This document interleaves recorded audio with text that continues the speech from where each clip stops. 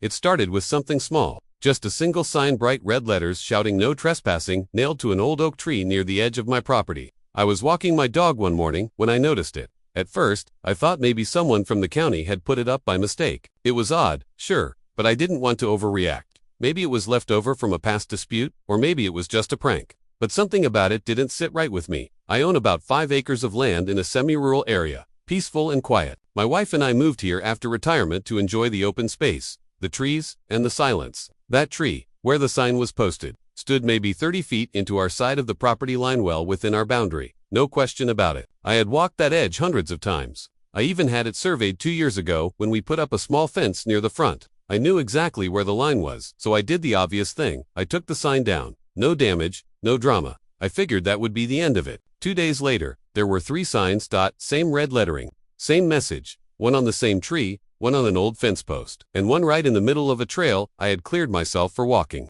All hammered in with determination, like someone wanted to send a message loud and clear. That's when I knew it wasn't a mistake. Karen had moved in a few months earlier. She bought the lot next to ours, just a little under an acre, and immediately started acting like she owned the entire hill. She wasn't friendly. She didn't wave. She complained constantly. She called the city when our leaves blew into her yard.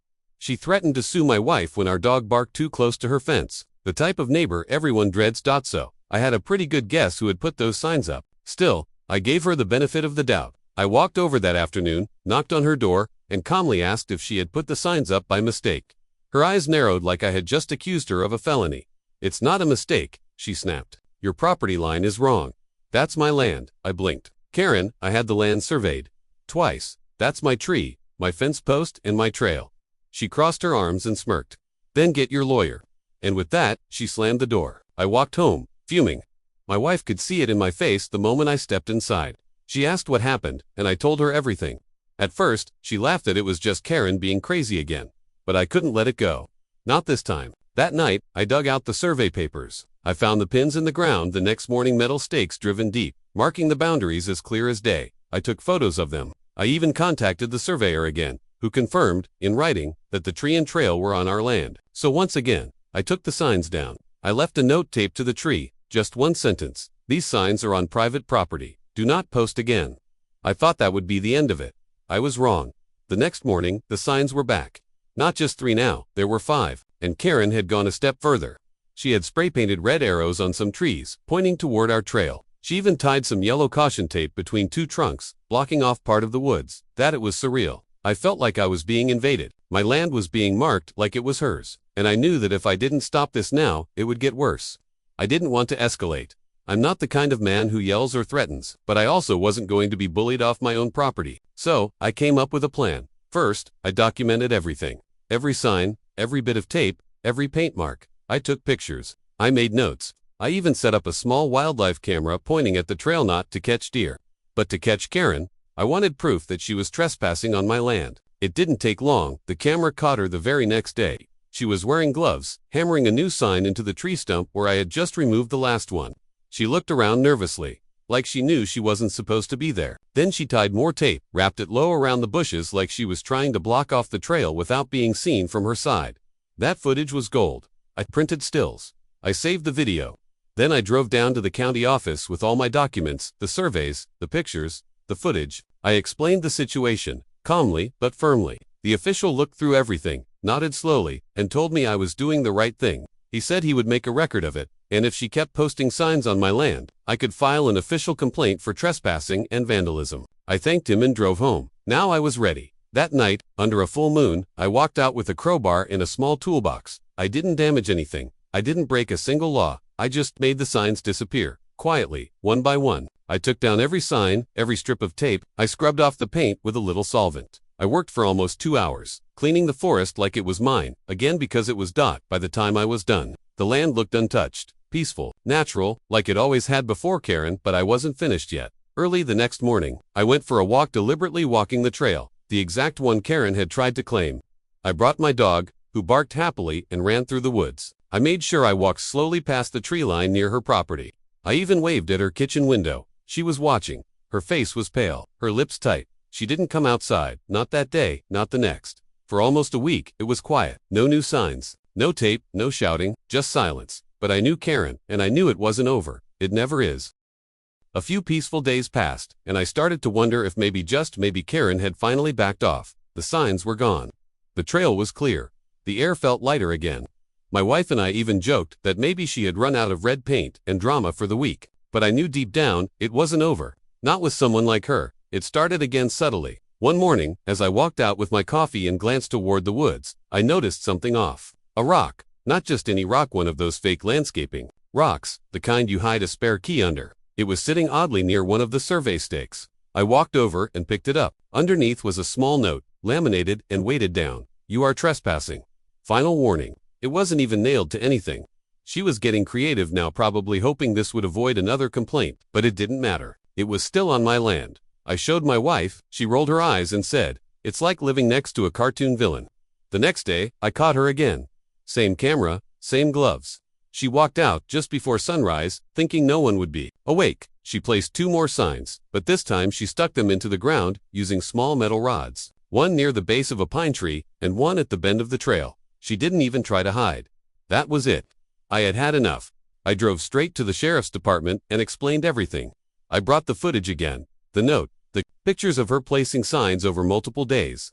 The deputy on duty nodded as I talked, clearly not surprised by the situation. I guess they knew Karen well enough. He asked if I wanted to file a formal trespass complaint. I said yes. He helped me draft it. I signed the paperwork, and he said they'd send someone out later that week to talk to her. I thanked him, but I knew Karen wouldn't care. Not until she felt the consequences, so I got a little creative myself. I printed several large signs of my own simple black text on white backgrounds, laminated and bold. "Private property. Trespassers will be prosecuted." I added my name and parcel number at the bottom, along with the date of the official survey and the contact info of the county office. Then I went out and posted them along the trail. Every 30 feet or so, clean, visible, and completely legal. 2 days later, her response came, but not with more signs. She started blasting music.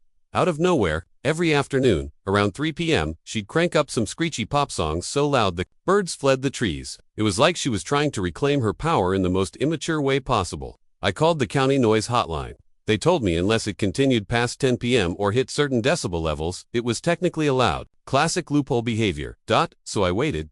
And then came her next move. She brought in a surveyor. Yep, Karen finally decided to prove me wrong. I watched from my porch as she marched alongside a young man in a neon vest and clipboard, pointing toward my land like a general leading a charge. I didn't interfere. I just watched. An hour later, he knocked on my door. He was polite, said he was doing an updated survey at Karen's request and needed access to the shared property boundary. I handed him a copy of my survey papers. He looked them over, nodded, and went back to work.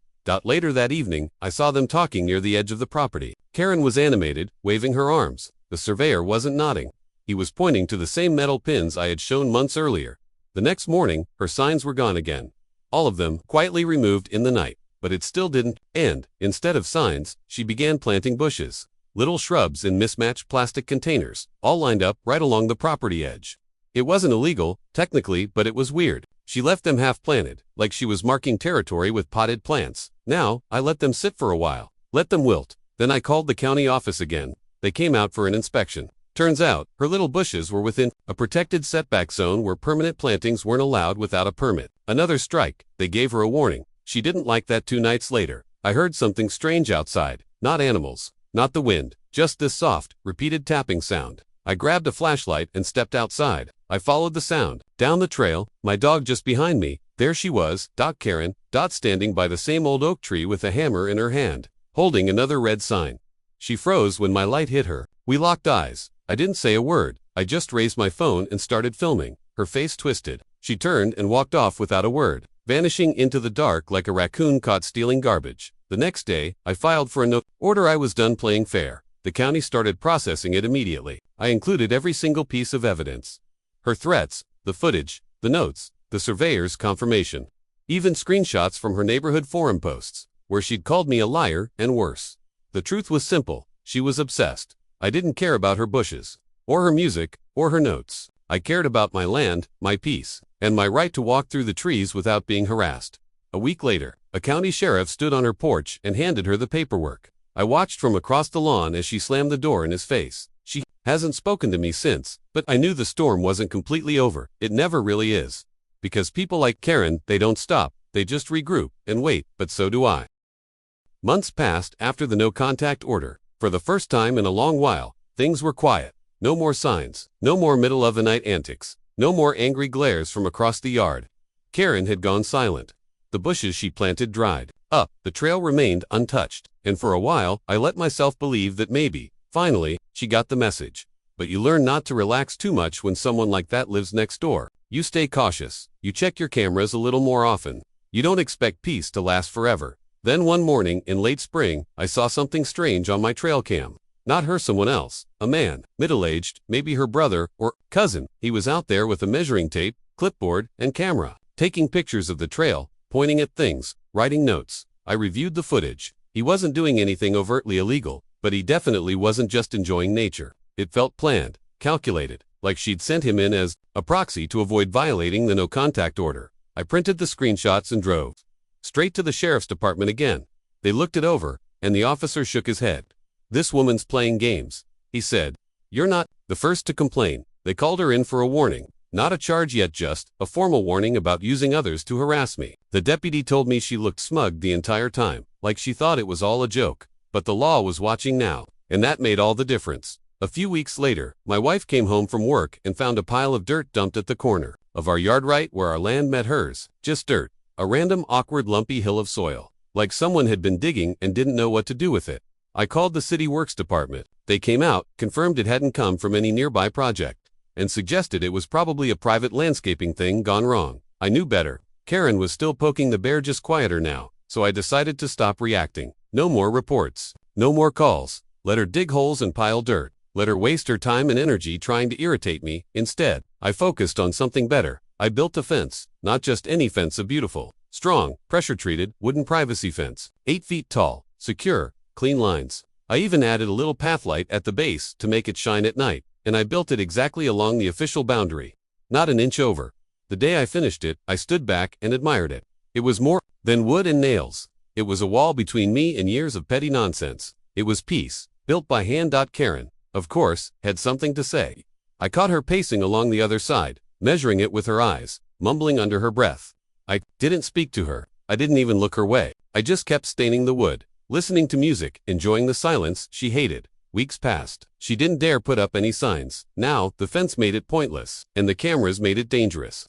One wrong move, and the county would press charges.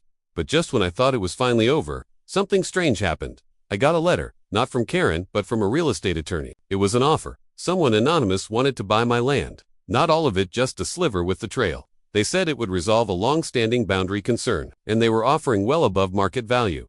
I laughed. I knew who it was from. She wanted to buy the trail she failed to steal with signs and threats. After everything, she still thought she could win. I didn't respond. A week later, another letter came. Higher offer. Still anonymous. I ignored it again. That's when the silence truly began. No more tricks, no more visitors, no more offers, just stillness. I had outlasted her. She saw that I wasn't just some passive neighbor she could push around. I had boundaries, literal and legal, and I had time. More than she did. I didn't celebrate. I didn't throw a victory party. I just went back to enjoying the land I had always owned, walking my trail every morning, coffee in hand, my dog at my side. Sometimes I'd pause at the edge, near where the first sign once stood. That ugly red paint, those cheap nails, gone now, replaced with quiet. That it reminded me that peace isn't always given. Sometimes, you have to fight for it smartly, patiently, and without sinking to the level of people like Karen. She still lives there, of course. We don't speak. We never will. But that's okay, because now she knows the truth. That fence, it wasn't just to keep her out. It was to remind her that some battles can't be won with noise or signs or red paint. Some are lost when your neighbor simply refuses to be bullied. And that's exactly what I did. I made her disappear, not with force, but with patience, and I kept my land exactly the way it was meant to be, mine.